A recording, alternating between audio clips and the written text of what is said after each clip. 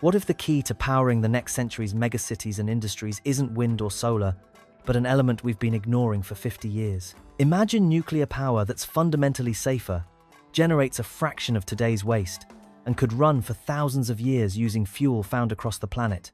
While the world debates renewables, a handful of nations are quietly investing billions into thorium reactors, and what they're building could rewrite the entire global energy map. This is the story of why thorium disappeared, why it's coming back, and whether it's finally ready to power the world. To understand why thorium matters, we need to talk about what's wrong with what we've got. Traditional nuclear power runs on uranium-235, specifically a rare isotope that makes up less than 1% of natural uranium. The problem? This scarcity created an entire industrial complex around enrichment facilities, strict controls, and yes, proliferation concerns. Here's how conventional reactors work. Uranium fuel rods sit in water, creating a controlled chain reaction that heats the water, produces steam, and spins turbines. Simple enough, but this design has three critical vulnerabilities that have haunted the industry for decades. First, if cooling systems fail, the reactor keeps generating heat from radioactive decay. That's what happened at Fukushima. The tsunami knocked out backup generators, cooling stopped, and 3 reactors experienced meltdowns. Engineers call this a positive void coefficient. Essentially, the hotter it gets, the worse the problem becomes. Second, the waste problem. Spent uranium fuel remains dangerously radioactive for tens of thousands of years. We're talking about a timescale longer than human civilization has existed. Right now, the world has about 250,000 tons of spent nuclear fuel sitting in temporary storage, waiting for permanent solutions that may never come. Third, the proliferation risk. The same enrichment technology that creates reactor fuel can, with further refinement, produce weapons-grade material. This risk is very real, and it's the reason Iran's nuclear program has been so contentious, and why nations such as Pakistan and North Korea pursued uranium enrichment in the first place. These challenges have stalled nuclear development in most of the Western world. Since Fukushima in 2011, Germany has shut down its entire nuclear fleet. Japan took all its reactors offline for years. New construction in Europe and North America has been plagued by delays and cost overruns. But what if there was an alternative that addressed all 3 problems? Enter thorium. Thorium-232 is element 90 on the periodic table.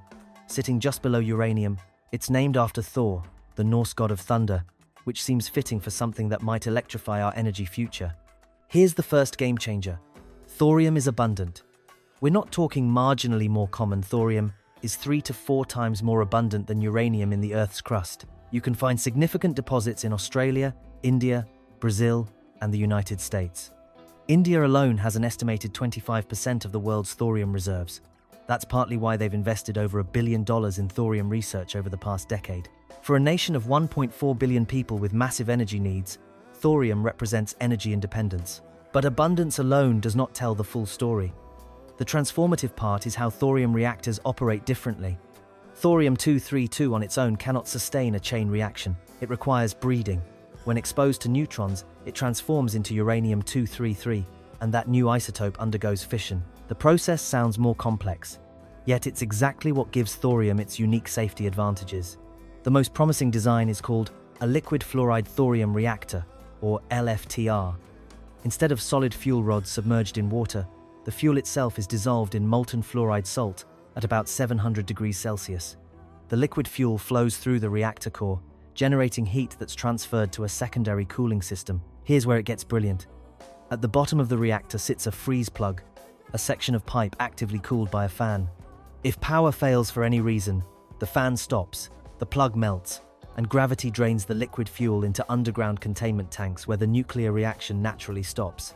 No human intervention required, no backup generators needed. The reactor literally cannot melt down because when things go wrong, the fuel drains away on its own. This is what engineers call passive safety. Physics itself prevents disaster. Then there's the waste issue. Thorium reactors produce roughly 1/100th the long-lived radioactive waste of conventional uranium reactors. Most of the waste becomes safe within 300 years instead of 10,000 years. We're talking about reducing a problem that spans geological time to one that spans human history. And proliferation? The uranium-233 produced in thorium reactors is contaminated with uranium-232, which emits intense gamma radiation that makes it nearly impossible to handle for weapons purposes. Any attempt to extract weapons-grade material would expose workers to lethal radiation doses within minutes. There's also an efficiency angle few people talk about. Thorium reactors can theoretically extract more than 90% of the energy from their fuel. Conventional uranium reactors extract maybe 1 to 2%. That means the same amount of fuel produces 50 to 100 times more energy. For massive infrastructure projects and smart cities that need reliable baseload power 24/7, this efficiency translates to dramatically smaller fuel requirements and less waste management overhead. If thorium is so promising, why are we only hearing about it now?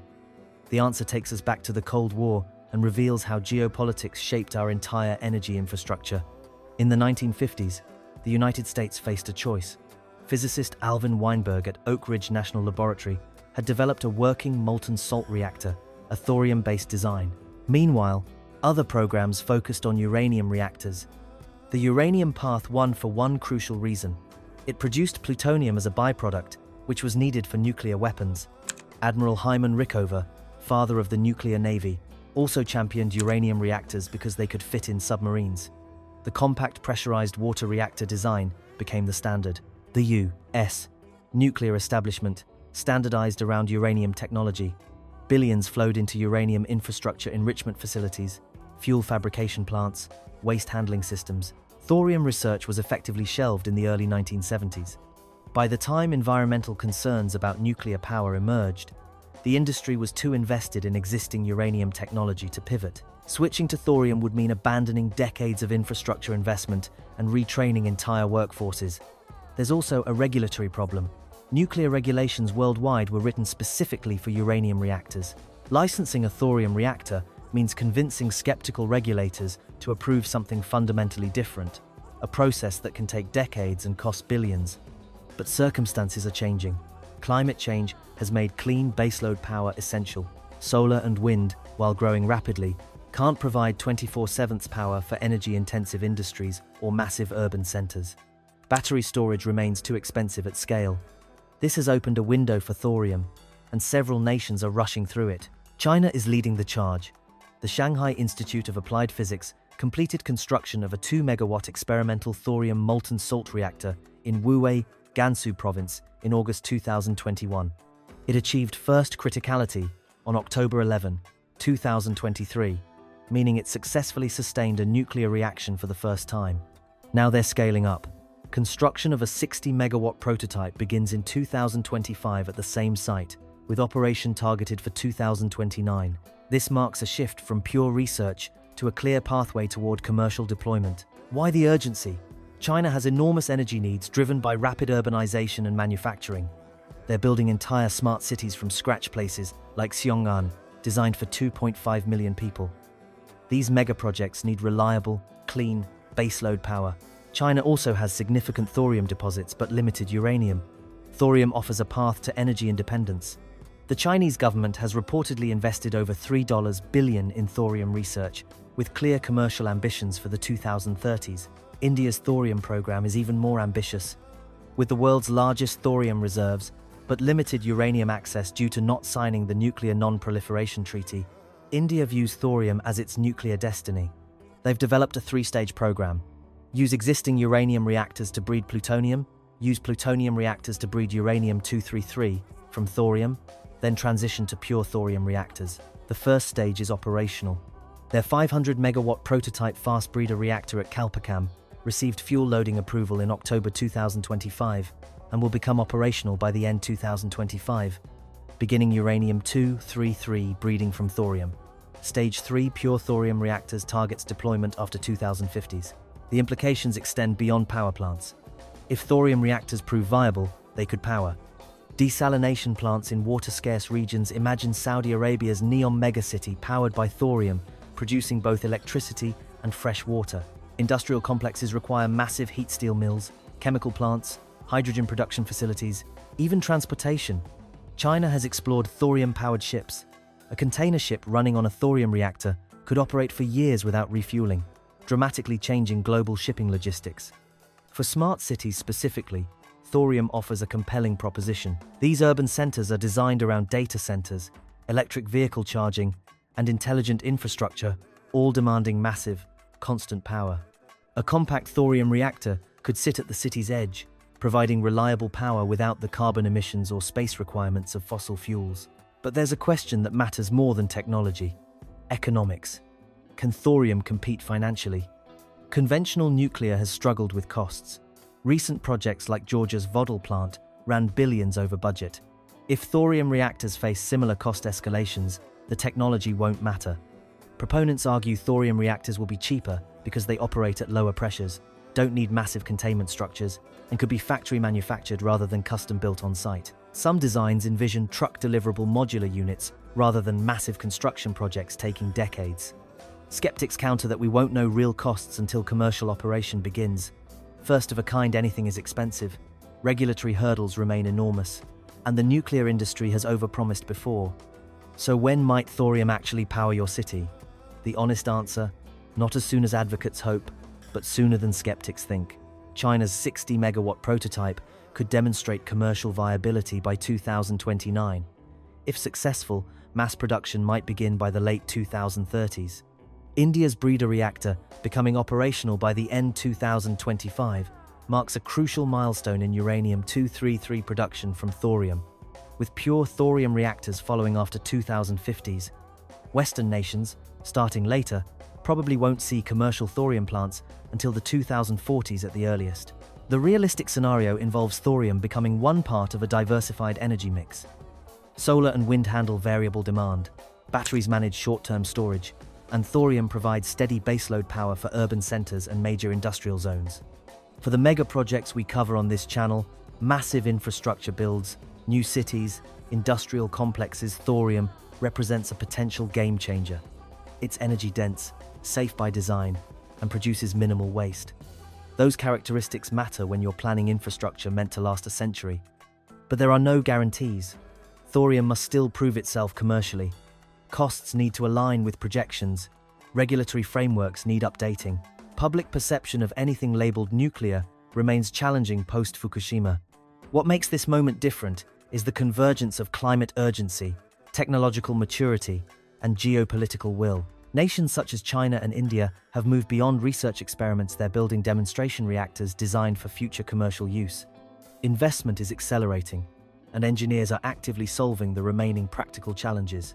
The energy transition won't happen overnight, but thorium's unique properties, passive safety, minimal waste, proliferation resistance, fuel abundance address precisely the concerns that have limited nuclear power for decades. Whether thorium fulfills its promise remains to be seen, but for the first time in decades, nuclear power has a genuine second act. And for the mega projects reshaping our world, that could change everything. Deep in the Gobi Desert, in a facility that looks more like a space station than a power plant, Chinese engineers just achieved what nuclear scientists have been dreaming about for 70 years.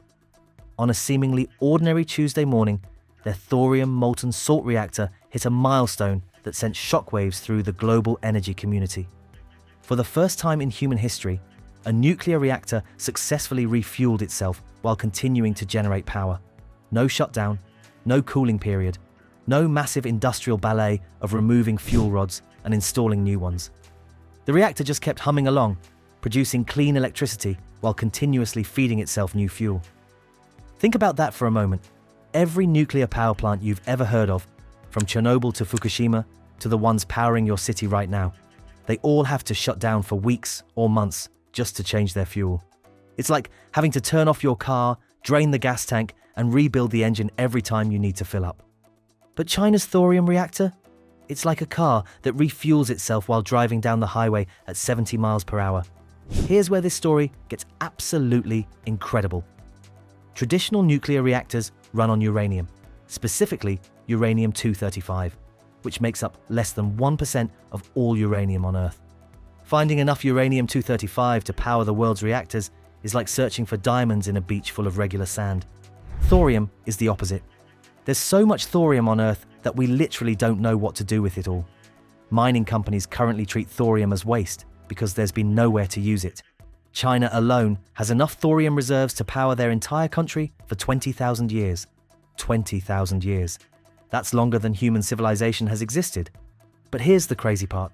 Thorium can't actually power a reactor by itself. It's like having a pile of wet wood that won't burn no matter how many matches you throw at it. You need to transform it first. And that transformation happens inside the reactor while it's running. The reactor literally creates its own fuel as it operates. Chinese engineers discovered how to make this process so efficient that their reactor produces more fuel than it consumes. It's a nuclear reactor that grows more powerful over time, like a campfire that gets bigger every time you add a log. The breakthrough isn't just the thorium. It's the revolutionary way China designed the entire system. Traditional nuclear reactors are basically giant pressure cookers filled with solid fuel rods and water. The water gets so hot it turns to steam, but it's all trapped under enormous pressure. If something goes wrong, that pressure can explode outward with devastating force. China threw out that entire design and started from scratch. Their reactor uses molten salt instead of water, liquid salt heated to over 1,300 degrees Fahrenheit. The thorium fuel dissolves directly into this molten salt, creating a thick, glowing liquid that flows through the reactor like lava.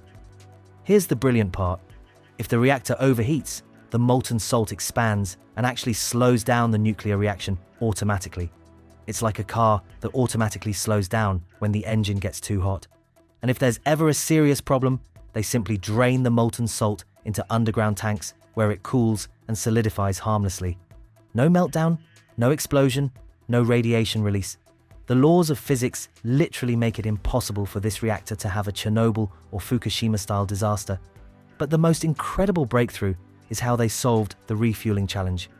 Traditional reactors have to shut down because their fuel is locked inside solid metal rods. Removing these rods and installing new ones is like performing surgery on a patient. You can't do it while the heart is still beating. China's liquid fuel system changes everything. Since the thorium dissolves directly into the molten salt, they can add new thorium and remove waste products while the reactor keeps running at full power. It's like being able to change your car's oil while driving on the freeway. The Chinese team developed a continuous processing system that works like an incredibly sophisticated coffee filter. Fresh thorium flows in, waste products get filtered out, and the reactor never misses a beat. This single innovation eliminates weeks of downtime and makes their reactors dramatically more efficient than anything else on Earth. Let's talk about the scale China is planning, because these numbers are absolutely staggering. Their current test reactor produces 2 megawatts of power, enough to supply electricity to about 1,000 homes. That might not sound like much, but it's just the beginning. By 2030, China plans to have a 10 megawatt demonstration plant operational. That's enough power for 5,000 homes, but they're not stopping there. The ultimate goal is 100 megawatt commercial reactors, each one capable of powering 50,000 homes with zero carbon emissions and virtually no nuclear waste. Here's where it gets really incredible. China is planning to build dozens of these reactors, potentially hundreds. They're targeting their arid western regions first, places like Xinjiang and Inner Mongolia, where water is scarce and traditional power plants struggle to operate. Remember, these thorium reactors don't need massive amounts of water for cooling like traditional nuclear plants. They can operate in deserts, on mountaintops, even in underground facilities. China is essentially planning to turn their most remote and inhospitable regions into clean energy powerhouses. Other countries are watching China's breakthrough with a mixture of amazement and alarm. The United States pioneered molten-salt reactor research back in the 1960s, then abandoned it for uranium-based reactors. Now, American energy companies are scrambling to restart thorium programs that have been dormant for decades. India, which has some of the world's largest thorium reserves, just announced a massive acceleration of their thorium research program. They're talking about leapfrogging directly to thorium reactors without building more traditional uranium plants. Even European countries are suddenly interested. France, which gets 70% of its electricity from nuclear power, is quietly funding thorium research projects. The UK is considering thorium reactors as part of their net zero carbon strategy. But here's the thing. China has a 10 to 15-year head start. While other countries are still drawing blueprints, China has a working reactor that's already producing power and proving the technology works. This breakthrough isn't just about clean energy. It's about economic power on a scale that could reshape global trade relationships. Countries that master thorium technology first will have access to virtually unlimited clean electricity. That means cheaper manufacturing, more efficient data centers, unlimited desalination for fresh water, and industrial processes that are currently impossible with expensive fossil fuel energy. China is already planning thorium-powered industrial complexes that could manufacture steel, aluminum, and other energy-intensive products at costs no other country can match. Imagine trying to compete economically with a country that has access to electricity that's essentially free and unlimited. The implications go even deeper. Oil-exporting countries that have built their entire economies around fossil fuel exports are watching nervously. If thorium reactors can provide unlimited clean electricity, the global demand for oil and natural gas could collapse far faster than anyone predicted. The engineering challenges China solved to make this work are absolutely mind-blowing. Molten salt at 1,300 degrees Fahrenheit is incredibly corrosive. It eats through most metals like acid through paper. Chinese engineers had to develop entirely new materials that could withstand decades of exposure to this environment. They created special alloys that form protective barriers when exposed to molten salt. These materials actually get stronger over time, developing crystalline structures that become more resistant to corrosion. It's like armor that repairs and improves itself. The continuous fuel processing system required inventing entirely new chemical separation techniques.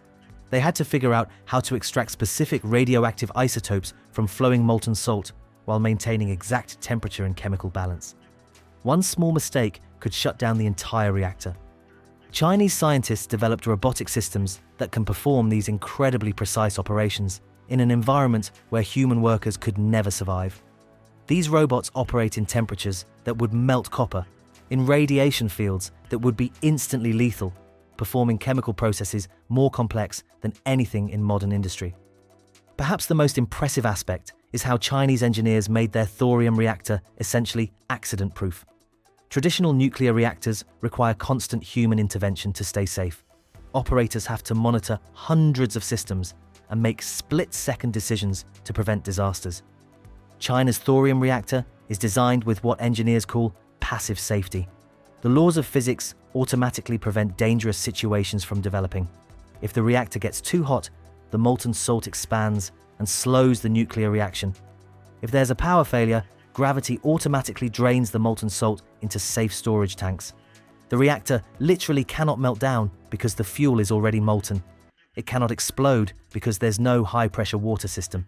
It cannot release significant radiation because the molten salt traps radioactive particles better than any containment system ever built.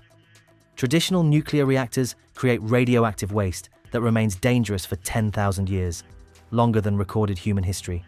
This waste has to be stored in specially designed facilities and monitored constantly to prevent environmental contamination. China's thorium reactor produces waste that becomes harmless in about 300 years. That's still a long time, but it's manageable within normal human timescales. Even more importantly, thorium reactors produce about 99% less waste than uranium reactors. The small amount of waste they do produce can actually be recycled into the reactor as fuel. Chinese engineers are developing closed-loop systems where virtually nothing gets thrown away. Everything gets reused until it's completely consumed. China's plan to deploy these reactors in their western deserts is absolutely brilliant from a strategic perspective. These regions have been economic backwaters for centuries. Too hot, too dry, and too remote for traditional industrial development. But thorium reactors thrive in exactly these conditions. They don't need water for cooling, so drought isn't a problem. They're small and modular, so they can be transported to remote locations. They produce so much electricity that they can power energy-intensive industries that would be impossible anywhere else. China is essentially planning to transform their least valuable real estate into their most strategically important industrial regions. They're talking about thorium-powered manufacturing cities in the middle of deserts, connected to the rest of the world by high-speed rail and ultra-high voltage power lines. The global nuclear industry is scrambling to respond to China's breakthrough. Companies that spent billions developing traditional uranium reactor technology are suddenly facing the possibility that their investments could become obsolete overnight. International nuclear regulators are struggling to develop safety standards for thorium reactors. The technology is so different from traditional reactors that existing regulations don't even apply. China is essentially writing the rulebook as they go, giving them enormous influence over international standards. Some countries are proposing international cooperation on thorium research, hoping to prevent China from achieving a complete technological monopoly. But China has already invested so heavily in thorium technology that catching up would require other nations to spend hundreds of billions of dollars over decades. China's timeline for scaling up thorium technology is incredibly aggressive. Their 10-megawatt demonstration plant by 2030 is just 7 years away. If they hit that target, they'll prove that thorium reactors can operate reliably at commercial scale. The really ambitious goal is those 100-plus megawatt commercial reactors. Each one would be a massive industrial complex capable of powering entire cities while producing hydrogen, desalinated water, and high-temperature industrial heat for manufacturing. Chinese energy planners are already identifying sites for dozens of these facilities. They're talking about thorium reactor clusters that could produce more electricity than the Three Gorges Dam, the world's largest hydroelectric project. Here's what makes this story absolutely fascinating from a geopolitical perspective. What happens when one country has access to essentially unlimited clean electricity while everyone else is still burning fossil fuels? China could offer thorium reactor technology to other countries, creating energy dependencies that could influence international relationships for decades.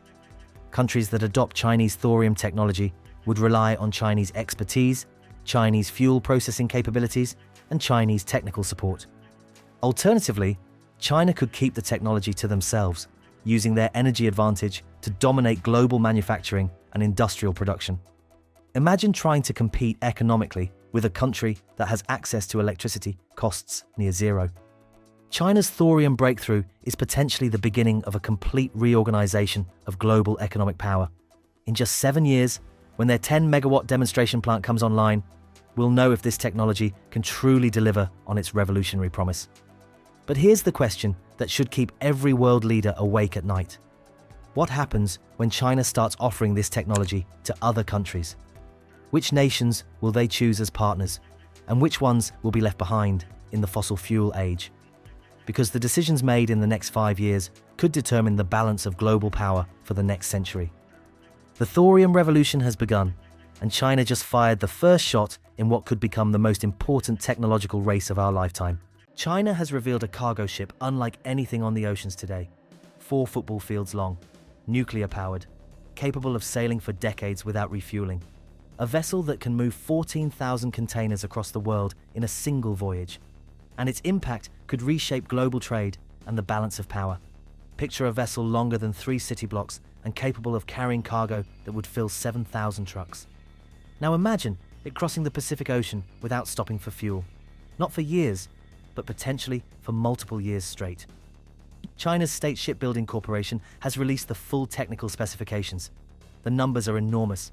The ship stretches around 400 meters, longer than the Empire State Building laid on its side. It carries 14,000 20-foot containers, equal to 280 million pounds of cargo, the weight of around 2,000 blue whales. Deep inside the hull sits the technology that makes this possible, a thorium-based molten-salt reactor. No diesel engine, no massive fuel tanks, no exhaust funnels pumping smoke into the sky. Roughly 90% of the products people use every day travel on cargo ships. Phones, furniture, food, all move through global shipping routes. Traditional cargo ships burn some of the dirtiest fuel on Earth. A single large vessel consumes about 150 tons of fuel per day, roughly 200,000 litres, contributing to nearly 3% of global carbon emissions, more than the entire nation of Germany. Fuel costs can represent 60% of a shipping company's operating expenses. When oil prices rise, global trade feels the impact. A nuclear-powered cargo ship with decades of endurance changes energy costs, emissions, and strategic logistics in one move. This ship uses a completely different form of nuclear power from submarines or aircraft carriers. Those rely on enriched uranium. The Chinese design uses thorium, a slightly radioactive metal that is about 3 times more abundant than uranium and found across China, India, and Australia. Thorium itself is not the fuel. When exposed to neutrons, it becomes uranium-233, which powers the reactor. The conversion and fission take place inside a molten salt reactor, where the fuel is mixed into liquid fluoride salt instead of packed into solid rods. The salt runs at around 700 degrees Celsius, carrying heat through the reactor loop. That heat produces steam. Steam powers turbines. The turbines generate electricity. And the electricity drives the ship's massive electric motors.